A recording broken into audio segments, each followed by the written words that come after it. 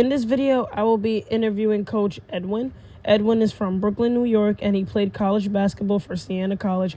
And during his 4 years at Siena College, he won 3 championships and finished third on the school's all-time scoring list with 1,939 points. He also went on to play professionally, where he played for Washington and Golden State and went overseas. This is his story. The main thing I got from it, I feel like, was just trying to find the right fit for you overseas. Because overseas, it can get a little bit crazy overseas.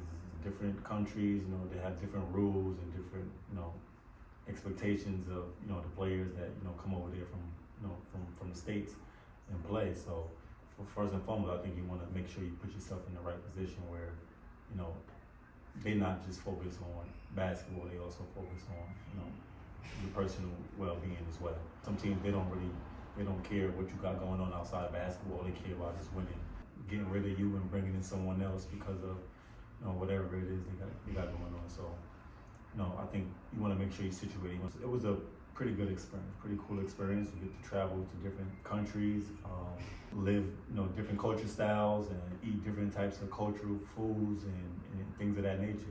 Even nature itself, you see different animals, different bugs, different, so I've seen some things that I've never seen before in the States, just nature-wise. So it's just a different scene, a different feel from the States. So it was just a great experience overall. You got to play against different kind of players as well, a different style of players over there, a different style of game over there. It's a lot more physical. It's a lot less dribbling. It's more structured pass, move without the ball. More like a college field type of game. There's no 3 seconds in the lane. It's not like the NBA. The floor is stretched open, wide open, and everybody playing one-on-one. It's almost like playing in college again, but with more enhanced players. The players are much better, much more professional, much more efficient at that level as well.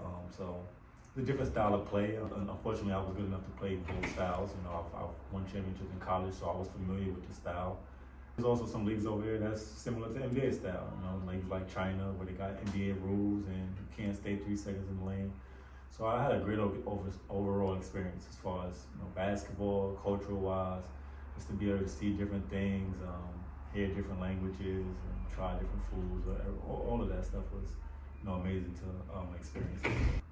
Also, just playing over there, I think a lot of those places, they look at us as like the Michael Jordan of their league, or their team, so to say, because they get their own cultural players, and then they only allow 2 to about 4 Americans on their team. So when we come over there, like I played in Japan, and the love over there was unreal. It was as if I lived over there, or I was from that city that I played for. That's how much love I experienced in Japan alone, just playing 1 year over there. Did you have a manager that would help you assist with your contract, or was that something you had to do on your own? I had a manager. I played at the highest level, so my contracts was getting pretty bigger than normal salary. So it's tough to manage, and then also you're dealing with other countries, so some of that stuff may be not in English, or some of that stuff may be worded in a way that you may not understand it. Unless you really smart and you know what you're doing, and you got you got a team around you that can handle financials, and if they got a background or degree in financial or business or whatever to help you with that type of stuff, which I didn't. But I did have my brother who was pretty smart, so I always had someone in my family that can look over things that I can trust. At the same time, I also had an agent who I was paying, who was getting a percentage out of every contract that he brought to the table for me. And what is something you wish someone would have told you before going overseas? Something that you had when you first went there, it was kind of like a shock to you, or you weren't used to? I think how tough it is, just on the court and off the court. Just dealing with, I've been in really good situations, and I've been in some situations where, I didn't get along with the team or the team owner or the coach, because of, I felt like, they didn't care. All they cared about was winning, like I was saying before. So I've been in tough situations before, so I wish I knew that before, because I coming out of college, I'm thinking first my dream, my goal was NBA. So unfortunately that got set back to the point where I was getting older, and I needed, to start chasing money versus keep chasing the NBA. I went over there just thinking like, it's gonna be fun. I'm gonna just play basketball, live life, and I just felt like if I knew the business part of it, aspect of it before I went over there, and how things can go and how things can easily go south over there. Also, how easy cutthroat it is. Like if you have 2 bad games in a row, they may get impatient. They may be like, no, we can't wait for you to can't wait for you to turn it on or get it going. We're gonna let you go. We're gonna bring in somebody else. And how would you describe the work ethic that you had to have in order to get to that level? And would you have changed anything about your work ethic then?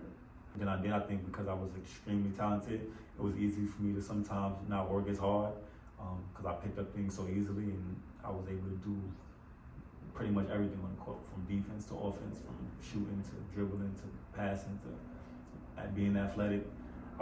Basketball came very, very easy to me. So I think that would be the one thing I would change is, to work even harder than I did, because, that told me that even talent don't get you to the top. Some people can be extremely talented, but if you don't continue to work, eventually you're gonna hit a level where the guys are just as talented than you, or they just work harder than you.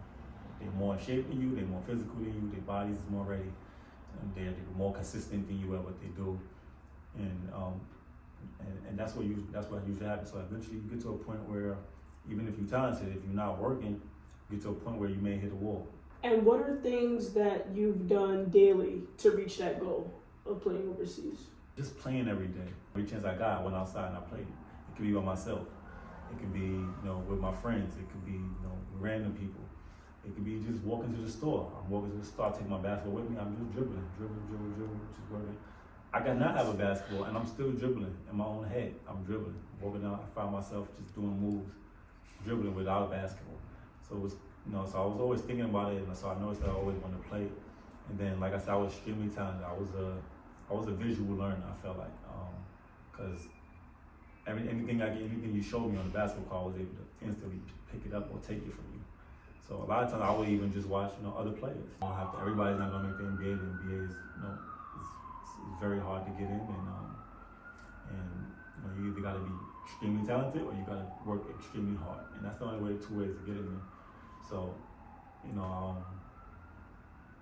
I was just unfortunate to just, be able to just stay on top of my game and, do what I do, and it took me places that I never thought, that I would be. What misconceptions do you think that athletes have now about the game or going overseas, if they kind of have this picture or envision it being one way? What is something that you would tell them to say that that's not really how it is, because I've been through it? A lot of kids don't take the game serious. Some do. Obviously, I see, watch social media, and some really take it seriously. A lot of the local kids, they don't understand. I don't think they just don't understand how serious it is or how hard it is to get to that level. I think everybody see it on all the kids, they see it on TV and they think that it's easy, and then they go outside and they do some of the things that they do to their friends. They see some of the things that they see on TV, they do to their friends, so they think because Steph Curry shooting from half court that that's normal. They don't see the behind the scenes part where he's in the gym not leaving until he made 500 shots and they all got to be swishes, chucking up threes now, and then not understanding that it's not a good shot for them. For him, it is. You want to put the work in now. The earlier you can, put together a consistent system for yourself, or program for yourself to take steps every day towards your goals, and not take days off. And that's the problem I'm seeing now. A lot of kids, they take days off. They come a couple of days and then take a couple of days off. And so I think that'll be like the main thing that I would preach, because they got no clue. The adversity is real. I've seen players, they was good in some places, and then they go to some places, and mentally, they go to some adversity, and mentally it breaks them. It can be a real challenge mentally, so you gotta make sure you prepare for every situation, and you don't want to go into the situation unprepared, and then all it's going to do is set you back, or mentally mess with you, or things of that nature. But some people it don't. Some people bounce back from it and just say, I know who I am. I know I'm good, and they keep it pushing. They move on to the next situation. But the adversity going to be there. It's just how you handle it and how you bounce back from it. I appreciate you for sharing your experience. Problem. Thank you. Thank you guys so much for tuning into today's video. If you guys have yet, like and subscribe, and make sure to tune into my last video. I have more Q&A videos coming with coaches, with athletes, and overall just more basketball related content. I know you guys really enjoyed the day in the life, so I'm going to get back to doing those as well. And the quote of the day is, in the end, we only regret the chances we didn't take. Take care, guys.